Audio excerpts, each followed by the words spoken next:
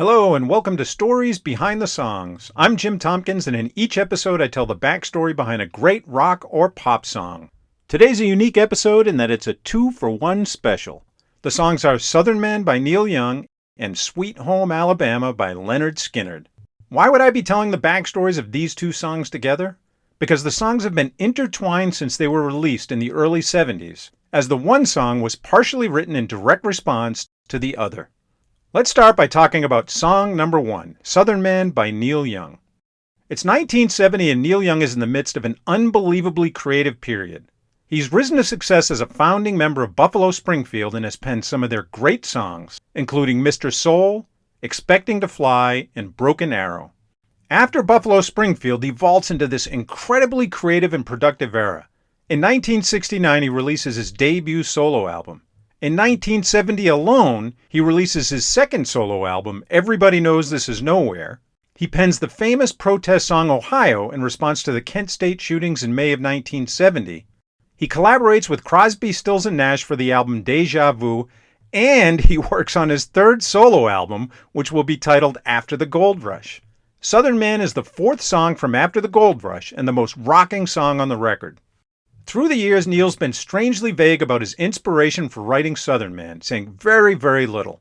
In the liner notes of his Decades album, he wrote, "This song could have been written on a civil rights march after stopping off to watch Gone with the Wind at a local theater. But I wasn't there, so I don't know for sure." What in the world that means, I have no idea. In another interview, he talks about Southern Man being more than the South, and that the civil rights movement was sort of what that was about. What's maybe more interesting is the circumstance of when he worked on it.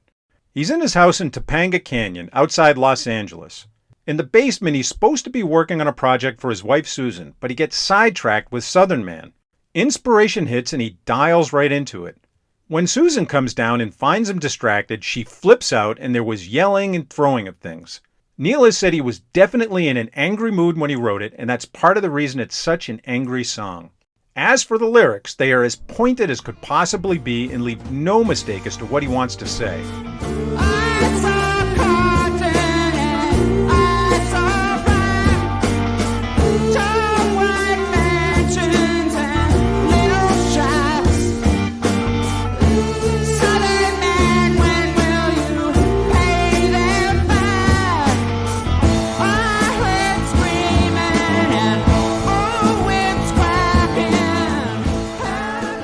The words he uses are evocative of the slave days, with references to the plantation lifestyle and the violence of slavery. In the chorus, he evokes religion and alludes possibly to the Ku Klux Klan.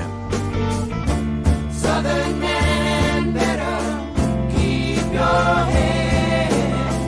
Don't forget what your good book says. Southern change gonna come at last. Now your crosses are burning fast. Southern man.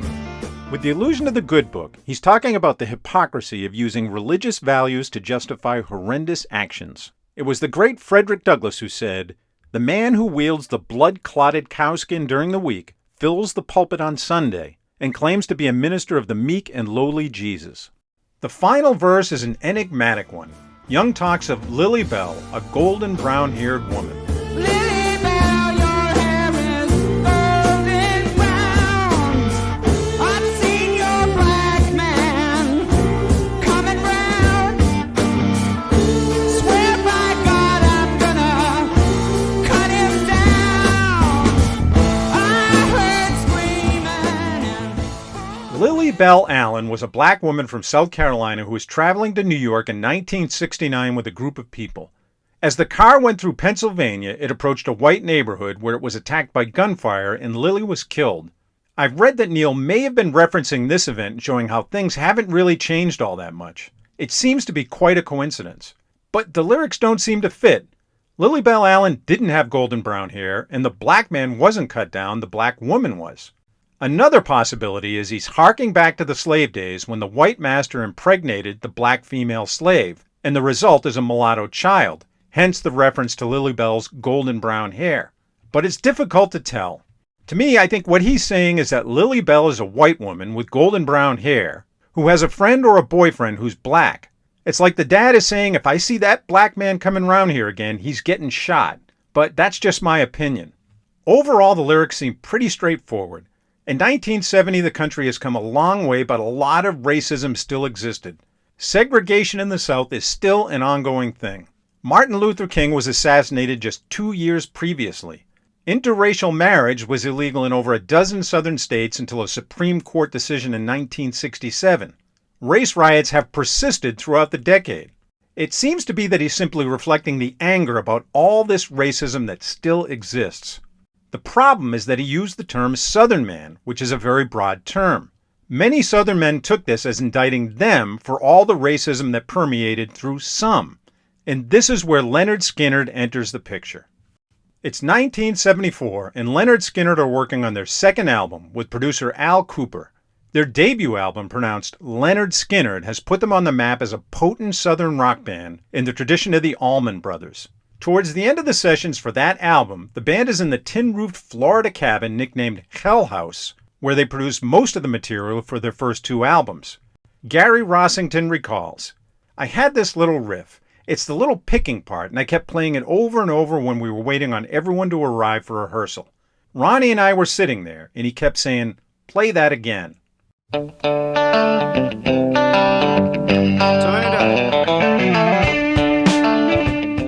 Within just a couple hours, the song was almost completely written.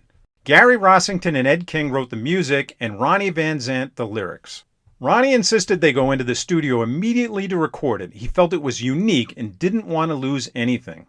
In the first verse, it seems to be an easygoing, happy song about the Southland and Alabama. It's the second verse which invokes all the controversy, attention, and analysis that's taken place since the song was released. The verse where he takes direct aim at Neil Young. Well, I heard Mr. Young sing about her. Well, I heard old Neil put it down. Well, I hope Neil Young will remember. I said that man don't need him around anyhow.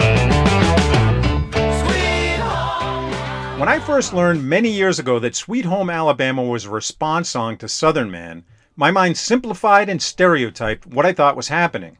Liberal Northern guy calls out racism and indicts the Southern man. Conservative Southern band responds and basically says, "Hey, F off. You don't know us and nobody asked you anyway." That is very generally what happened, but it ain't that simple. In the first place, Neil Young had a lot of regrets about Southern Man, which he's talked about. He realized soon after that he'd been too general about the song and even regretted the lyrics. He said at one point he could have used the term white man instead of Southern man. In his 2012 biography, Waging Heavy Peace, he wrote about his song Alabama, and it seems also Southern man. "I don't like my words when I listen to it. They are accusatory and condescending, not fully thought out, and too easy to misconstrue." So Neil wrote the song as a bit of a knee-jerk response to the civil rights movement, in a fit of anger, recalling the days of slavery and indicting the Southern man. But pretty soon he realized he'd gone too far, and for many years wouldn't even perform the song. As for Lynyrd Skynyrd, Ronnie Van Zant, of course, was asked about the Neil Young lyrics over and over. Here's what he said. "We knew that by doing that song, just writing those lyrics, we knew from the beginning that we'd get a lot of heat for it, and I did attack Neil Young in that song. We thought Neil was shooting all the ducks in order to kill one or two. We're Southern rebels, but more than that, we know the difference between right and wrong." It's clear they took exception to the generalizations Neil made in the song Southern Man. But as to them being Southern, redneck, conservative-minded guys that couldn't stand the Northern liberal, which is what I imagined, that couldn't be farther from the truth. If you listen to the interviews where Ronnie's quoted, he's actually talking in a lighthearted way. He's not angry at all. And he also said this, "We wrote Alabama as a joke. We didn't even think about it. The words just came out that way. We just laughed like hell and said, 'Ain't that funny?' We love Neil Young. We love his music." The interesting thing is the second verse is, in my opinion, really the most controversial verse in the song. "In Birmingham, they love the governor. Boo, boo, boo. Now we all did what we could do. Now Watergate does not bother me. Does your conscience bother you? Tell the truth." In this verse, is Ronnie saying he loves the governor and then mocking northern liberals who may not like that with the boo, boo, boo part? Or is he saying in Birmingham they love the governor, but we don't? This is what Ronnie Van Zant had to say. The lyrics about the governor of Alabama were misunderstood. The general public didn't notice the words boo, boo, boo after that particular line, and the media picked up only on the reference to the people loving the governor. We're not into politics, we don't have no education, and Wallace don't know anything about rock and roll. He also said, Wallace and I have very little in common. I don't like what he says about colored people. That says to me he sure wasn't praising the governor of Alabama in that line. Then you have the following lines. Now, we all did what we could do. Now, Watergate does not bother me. Does your conscience bother you? Tell the truth. These lines are really hard to interpret. There's a million opinions on it. After listening over and over and processing all the interviews, my best guess is this. By saying we all did what we could do, he's saying we did our part to not support racism and not support George Wallace, who was infamous for his support of segregation as the governor of Alabama in the 1960s. He's saying, yeah, we didn't get it right down here, but you didn't get it right up there in Washington either, with the whole Watergate fiasco and all the corrupt politicians. It doesn't bother me about that, so don't cut me down about racism. You can even make the case that when Ronnie Van Zant sings, a Southern man don't need him around anyhow, he's doing it sarcastically, and pointing the finger also back at the Southern man. But you can go round and round trying to figure out what these lines mean, and even within the band they had conflicting positions about it. One thing seems for certain. My initial thought that it was a conservative Southern band telling a Northern liberal off wasn't on the mark. It's much more complicated than that. Neil Young, for his part, spent much of his childhood growing up in a very small town. He was very influenced by country music, and in fact has recorded and performed a lot of country music in his career. And he's not as liberal-minded as you might think, and even had some admiration of that god of modern conservatives, Ronald Reagan. As for Lynyrd Skynyrd, they would admit they were Southern rednecks, drinkers and fighters, but they appear very progressive on issues of race. In Sweet Home Alabama, it's like they're poking Neil Young for what he said about Alabama, but doing it with a wink. Really, they're agreeing with him that there's a lot of racism out there and don't agree with the politics that came out of Alabama. It's more about standing up for Alabama the state and focusing on the good and not the bad. And as for conservative issues, Ronnie Van Zant appears to be highly progressive on guns, which is a really big conservative cause. If you want to know his thoughts on handguns, just listen to the song and the lyrics of Saturday Night Special. And in terms of how he felt about Neil Young, Fred Mills said in a book review, Ronnie Van Zant would just as soon go on stage wearing one of several Neil Young t-shirts that he owned in order to fuck with any yahoos in the crowd who missed the humor and irony of the Sweet Home Alabama lyrics. However you interpret Sweet Home Alabama, it's great and memorable because A, it's a spectacular answer to the song Southern Man, and B, it's a great song in and of itself and would be great with or without the Neil Young lyrics. Sweet Home Alabama became Lynyrd Skynyrd's first hit and remained their best charting single ever, breaking into the Billboard Top 10 in 1974 and reaching a peak position of number 8. Ironically, in Canada, where Neil Young was from, this so-called put-down of him went even higher, peaking at number 6. Southern Man and Sweet Home Alabama will be interconnected in history and will always represent a moment in time when the country was grappling with serious issues of race. In addition to that, it shows that what you see on the surface doesn't always reflect what is down deep. And the amazing thing about these two songs married to each other in history, to this day, I can't hear one without thinking of the other. Here are some other interesting facts about Southern Man and Sweet Home Alabama. Ronnie Van Zant's lyrics in Sweet Home Alabama were actually in response to 2 Neil Young songs. It was in response to Southern Man from 1970 and the song Alabama from 1972. Guitarist Ed King says that Sweet Home Alabama took just a half an hour to write, but the guitar solos he played had a mystical origin. I used to sleep with my guitar next to the bed. The night after we wrote Sweet Home Alabama, I had a dream in which I played both the short and long solos. I immediately woke up, got the guitar, and started playing what I'd seen in the dream. At rehearsal the next day, I just plugged the solos into the spots where we had rehearsed them, and they fit perfectly. The greatest piece of irony may be that none of the 3 writers of Sweet Home Alabama were from Alabama. Ronnie Van Zant and Gary Rossington were both born in Jacksonville, Florida, while Ed King was from Glendale, California.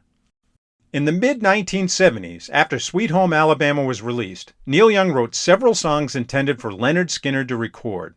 Artemis Pyle, Skynyrd's drummer, says Neil Young told him that he and Ronnie Van Zant were going to write a song together. But it never happened because of the plane crash in 1977 that killed Ronnie Van Zant, Steve Gaines, and several others. One of those songs Neil Young wrote was Powderfinger, which he recorded for his 1979 album, Rust Never Sleeps. A few weeks after that tragic plane crash, while Neil Young was performing at a charity concert for a children's hospital in Miami, he played a medley of his song Alabama and Sweet Home Alabama. Recalling the concert tribute in an interview with the Boston Globe, he said, "I just sang I Hope You All Will Remember. I thought it was a cool thing." An incident occurred in the mid-70s which had a major impact on Neil Young with relation to Southern Man. He's playing a concert at the Oakland Coliseum and the band kicks into Southern Man. There's a guy in the front row, just feet from where Neil Young's performing. The guy is dancing and totally getting into the song. Right on, Southern Man. Then a black cop comes up to him and just beats the crap out of him. Maybe because he misunderstood the meaning of the song and the intent of the fan. As Neil Young said, "I just took my guitar off and put it on the ground and got in the car and went home." A lot of those people couldn't understand it because they couldn't see from the other end. They thought I had just freaked out or something. But something about it, and ever since then I've never sung the song. I don't know why. I don't know. I sang it a lot. I sang it every night for a long time, and that's the story anyways. I couldn't do it. I don't feel it right now. None other than Mary Clayton, who sang the famous middle verse on Gimme Shelter, has involvement with both of these songs. She sings backing vocals on Sweet Home Alabama. She struggled with the idea of singing on a song about Alabama due to all the racial things that happened there. But ultimately she decided to do it. She also recorded a version of Southern Man on her 1971 album titled Mary Clayton.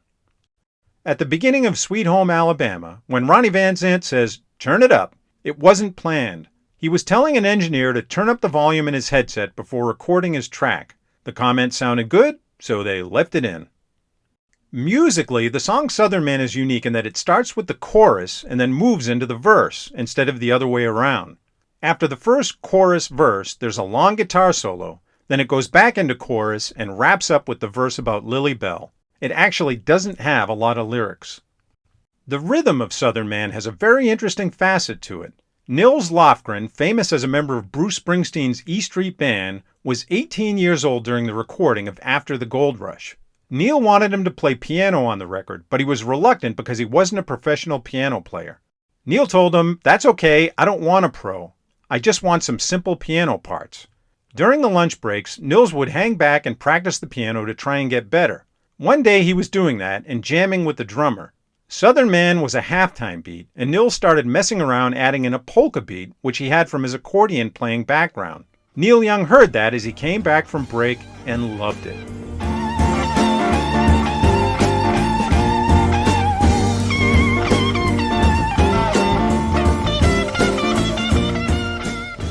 In the song, the verses and chorus are in the halftime beat, but the intro and the guitar solos are in the polka beat. So the song really has these two different halves. Nils Lofgren calls the part he came up with Southern Man with a polka beat. Gary Rossington, the longest living original band member of Lynyrd Skynyrd, who passed away recently, gave what may be the final word on the matter of Sweet Home Alabama's meaning in 2015. "Everyone thought it was about Neil Young, but it was more about Alabama," he said. "We had toured there, going all around playing clubs and National Guard armories. Everyone was real nice. When we were out in the country driving all the time, we would listen to the radio. Neil Young had Southern Man, and it was kind of cutting the South down. And so Ronnie just said, we need to show people how the real Alabama is." Neil Young once said of Lynyrd Skynyrd, "I'd rather play Sweet Home Alabama than Southern Man any time. I first heard it and really liked the way they played their guitars. Then I heard my own name in it and thought, now this is pretty great." That wraps up the story of Southern Man and Sweet Home Alabama. Thanks for watching. If you enjoyed it, please give it a like and hit that subscribe button. And I'll be back soon with another story behind a great rock and roll song.